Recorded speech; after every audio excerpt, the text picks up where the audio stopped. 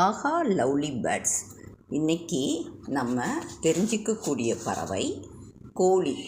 கோழி மனுஷங்களாலையும் மற்றபடி காடுகள்லையும் கோழி பண்ணைகள்லையும் வளர்க்கப்படும் ஒரு பறவை. அனைத்துண்ணி பறவை அது. இதில் பெண்ணினத்தை பெடை அப்படின்னு சொல்லுவாங்க. ஆண் பறவையை சேவல்னு கூப்பிட்றாங்க. இது உலகில் பில்லியன் கணக்கில் இது இருக்குது. இது எந்த ஒரு பறவை அதிகமாக இருக்குதுன்னு பார்த்தோம்னா இதுதான் அதிகமாக இருக்கும். இது பெரும்பாலும் இறைச்சிக்காகவும் முட்டைக்காகவுமே வளர்க்குறாங்க இந்த கோழிகளை. தமிழ்நாட்டிலேன்னு பார்த்தோம்னா நாமக்கல் மாவட்டம் கோழி பண்ணைக்கு ரொம்ப பெயர் பெற்றது. ரெண்டாவது சிவப்பு காட்டுக்கோழின்னு சொல்லுவாங்க. அப்புறம் சேவல் சண்டைக்காக சேவல்களும் வளர்ப்பாங்க. அப்புறம் மற்றபடி முட்டைக்காகவும் இறைச்சிக்காகவும் தான் இது வளர்க்கப்படுது.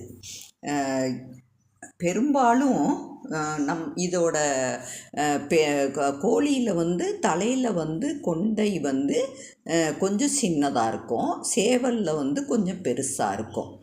அப்புறம் நாட்டுக்கோழின்னு சொல்லுவாங்க. நாட்டுக்கோழிங்கிறது அது கொஞ்சம் வித்தியாசமாக இருக்கும். அது வீடுகளில் பெரும்பாலும் வளர்க்குறது தான்.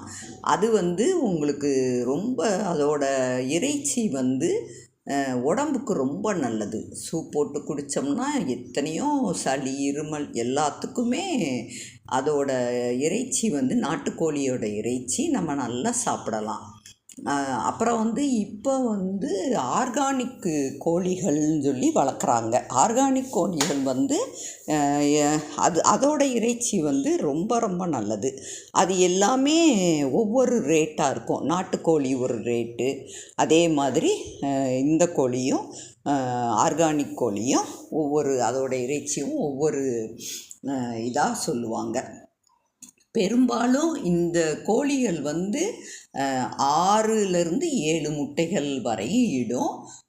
முட்டையிட்டு நல்லா குஞ்சு பொரிக்கிறதுக்கு அது 21 நாள் ஆகும்.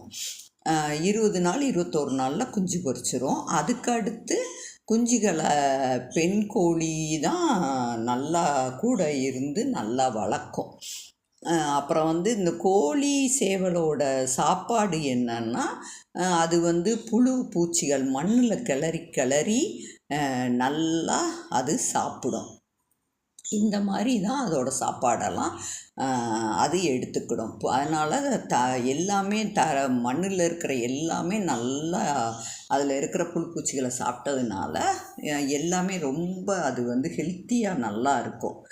அப்புறம் கோழிகள் குஞ்சுகளை அது ரொம்ப பாதுகாப்பாக வச்சுக்கிடும். இது பாருங்கள், இப்போ தண்ணிக்குள்ளே அந்த ஃபுட்டை வச்சுருக்காங்க. அதை கிளறி எடுத்து சாப்பிடுது நல்லா. சேவல்கள் சண்டைக்கும் வளர்ப்பாங்க. மற்றபடி கறிக்கும் அது அந்த கோயில்கள்லாம் பலி கொடுக்கறதுக்கு சேவல்கள் வச்சுருப்பாங்க. பெரும்பாலும்